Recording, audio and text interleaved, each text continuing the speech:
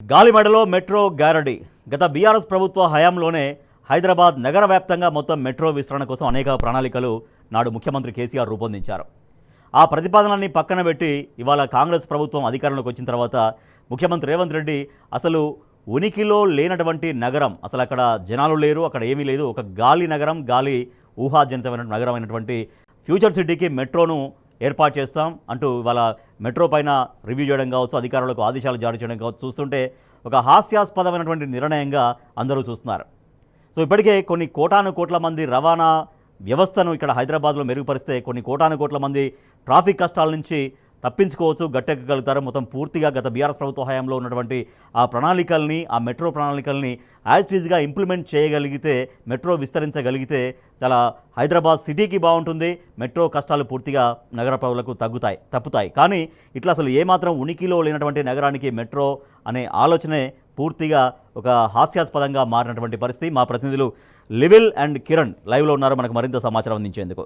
Yes లివిల్, ముఖ్యమంత్రి Revanth Reddy future సిటీకి metro దానికి సంబంధించి అధికారులకు ఆదేశాలు జారీ చేయడం అని చూసాం.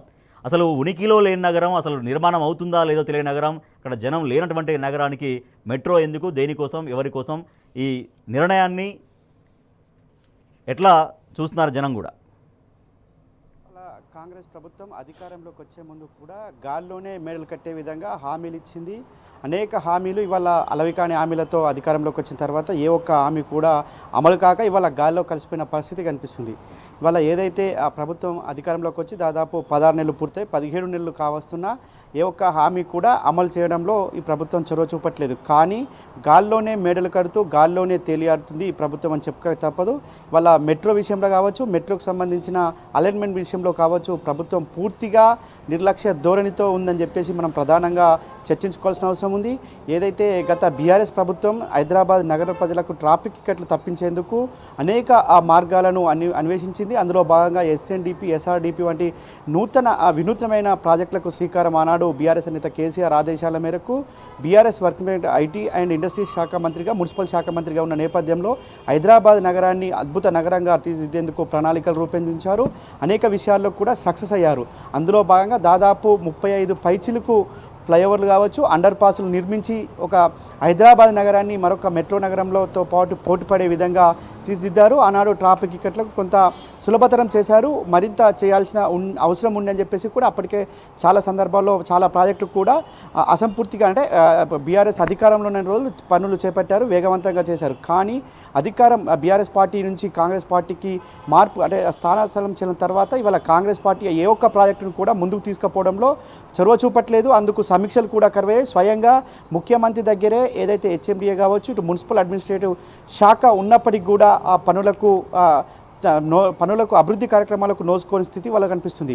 ఫ్యూచరే లేని సిటీకి ఒక ఫ్యూచర్ సిటీ అని పేరు పెట్టి అక్కడికి అనేక ప్రతిదానికి కూడా ఫ్యూచర్ సిటీ అంటూ గొప్పలు చెప్పడమే తప్ప ఇంకోటి లేదనేది కూడా ఇవాళ ప్రధానంగా విమర్శలు వస్తున్నాయి. ఇవాళ ఆనాడు హైదరాబాద్ నగర ప్రజల ట్రాఫిక్ ఇక్కట్టు తప్పించేందుకు ఐటీ కారిడార్కి సంబంధించి కూడా ప్రధానంగా ఇక్కట్టు తప్పించేందుకు నేరుగా ఏదైతే మైండ్ స్పేస్ నుంచి శంషాబాద్ ఎయిర్పోర్ట్ వరకు కూడా మెట్రో విస్తరణ చేయాలి. రెండో దశగా దాదాపు 6,250 పైచిల కోట్ల వ్యయం అవుతుంది అని చెప్పేసి కూడా ఆనాడు అంచనా వేశారు. దానికి ప్రతిపాదనలు రూపొందించారు. 2022 డిసెంబర్ నెలలో దానికి సంబంధించి శంకుస్థాపన కూడా చేశారు.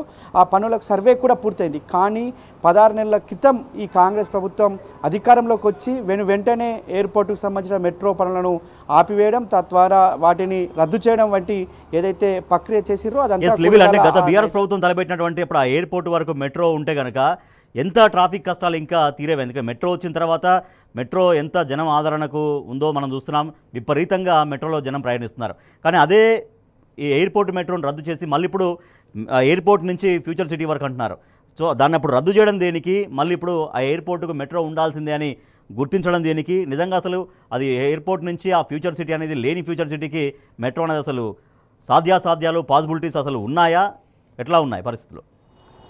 అంటే మనం గదే ఇప్పటివరకు చెప్పుకున్నట్టు గాల్లోనే మెడలు కడుతుంది కాంగ్రెస్ ప్రభుత్వం అని చెప్పుకున్నట్టు ఇవాళ ఫ్యూచరే లేని సిటీకి ఫ్యూచర్ సిటీ అని పేరు పెట్టి హైదరాబాద్ మెట్రో శంషాబాద్ ఎయిర్పోర్ట్ నుంచి ఇంటర్నేషనల్ ఎయిర్పోర్ట్ నుంచి ఫ్యూచర్ సిటీకి మెట్రో అని చెప్పేసి ఇప్పుడు కొత్త దానికి తెరదీసింది. దానికి అన్వేషించడం కావచ్చు, దానికి ప్రక్రియ వేగవంతం చేయాలని చెప్పేసి కూడా అధికారులకు ముఖ్యమంత్రి ఆదేశాలు ఇవ్వడం చూస్తే ఖచ్చితంగా గాల్లో మెడలు కట్టడం లాగే ఉందని కూడా ఇవాళ ప్రధానంగా చర్చించుకుంటున్నారు. ఇవాళ ఏదైతే హైదరాబాద్ ఎయిర్పోర్ట్, హైదరాబాద్ నగరంలో ఇటు హైటెక్ సిటీ కావచ్చు, గచ్చిబౌలి కావచ్చు, ఇటు మేడ్చల్ కావచ్చు, అనేక నగరాలకు, ఇటు ఎల్బీ నగర్ కావచ్చు, అనేక నగరాలకు మెట్రో విస్తరణ చేసి తద్వారా హైదరాబాద్ నగర ప్రజల ట్రాఫిక్ ఇక్కట్లను తీర్చేందుకు అనుగుణంగా చేయాలి. కానీ వాళ్ళు అదేం కాదన్నట్టు ఎక్కడి నుంచి ఎక్కడికి, శంషాబాద్ ఎయిర్పోర్ట్ ఎక్కడ, ఫ్యూచర్ సిటీ ఎక్కడ, దానికి సంబంధం లేని ఒక ఫ్యూచర్ లేని సిటీకి, అంటే దానికి భవిష్యత్తే లేదు, అక్కడ ఎలాంటి ప్రాజెక్టు మొదలు పెట్టలేదు, కేవలం భూసేకరణ మాత్రమే చేశారు. అలాంటి భూసేకరణ చేసిన ప్రాంతానికి వాళ్ళ మెట్రో తీసుకుపోయి ఏం చేస్తారనే కూడా ఆరోపణలు వస్తున్నాయి. అంటే ఒక రియల్ ఎస్టేట్ బ్రోకర్గా